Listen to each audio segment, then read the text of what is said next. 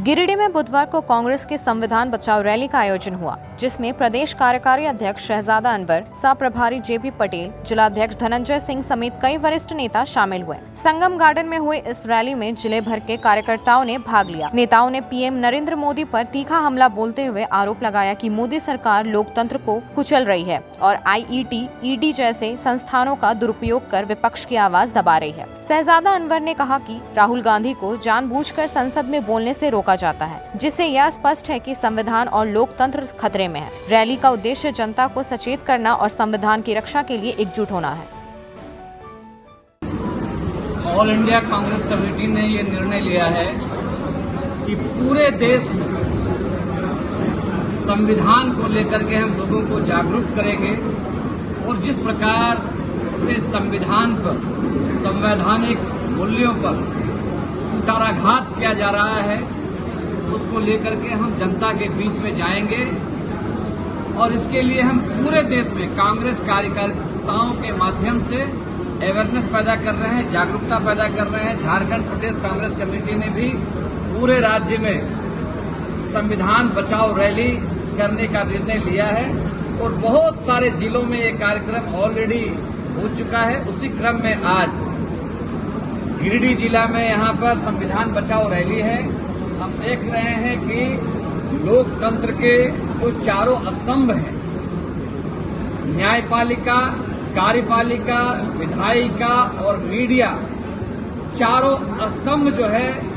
उसको चोट पहुंचाया जा रहा है, उसमें डिसबैलेंस हो रहा है, अभूतपूर्व स्थिति पैदा हो रही है। सुप्रीम कोर्ट जो एक तरह से संरक्षक है संविधान का, उसको निशाना बनाया जा रहा है और उसके ऊपर में किसी तरह की कोई कार्रवाई नहीं हो रही है। ऐसी अभूतपूर्व परिस्थिति पैदा हुई इसी सरकार में 2014 के बाद में,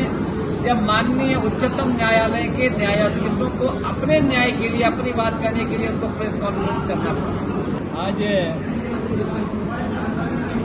पार्टी के शीर्ष नेतृत्व के निर्देशानुसार यह कार्यक्रम सिर्फ झारखंड ही नहीं, पूरे देश स्तर पर यह पार्टी अपने राष्ट्रीय कार्यक्रम के रूप में मना रही है।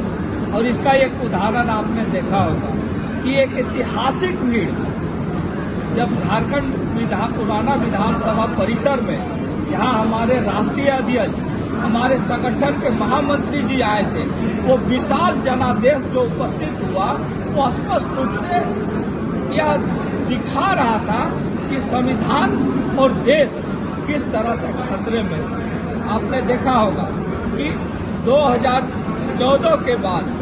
जब से यह सरकार आई है, भारतीय जनता पार्टी और उसके गठबंधन की national democratic alliance, NDA government की जब से सरकार बनी है, तब से आप देखे होंगे कि किस तरह से संवैधानिक जो संस्थाएं हैं वो किस तरह से उन लोग मिसयूज कर रहा है। आपने, हमारे कार्यकारी अध्यक्ष जी ने कहा कि आपने देखा होगा निरंतर अगर 2-3 दिन का प्रिंट मीडिया को हम गौर करें तो उसमें स्पष्ट रूप से उच्चतम न्यायालय ने ईडी को लथाड़ा है, कई एजेंसियों को यह किया है और यहाँ तक कि आपने देखा कि देश के सर्वोच्च न्यायालय के न्यायाधीशों को सामने आना पड़ा कि किस तरह से इस लोकतंत्र में एक तानाशाह की सरकार चल रही है। आजादी के बाद एक पहला इतिहास टकरा देखने को मिला होगा कि जहां देश की आवाज को बुलंद कर रहे थे राहुल जी के नेतृत्व में यूपीए गठबंधन के सांसद, और उतनी संख्या में सारे सांसदों को स्पीकर ने निलंबित करने का काम किया। ऐसा इतिहास में नहीं हुआ था।